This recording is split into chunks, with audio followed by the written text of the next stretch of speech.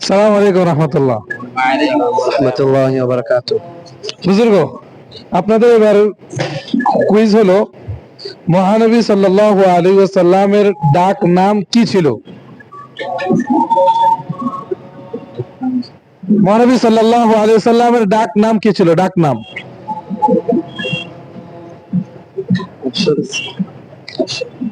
Option: Mohammad, Abul Kasem, Abu Ibrahim, Abu Abdullah. Mohammad. ডাক নাম, ডাক নাম। আলামিন। অপশনের মধ্যে কিন্তু আমি একটা আলামিন বলি নাই। রাসূলুল্লাহ সাল্লাল্লাহু আলাইহি সাল্লামের ডাক নাম কি ছিল? আবু আব্দুল্লাহ।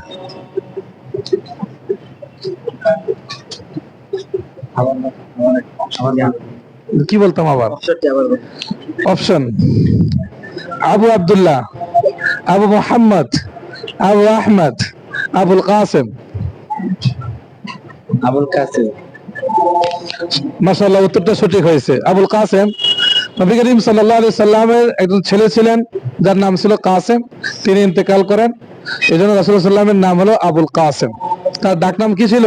আবুল কাসেম।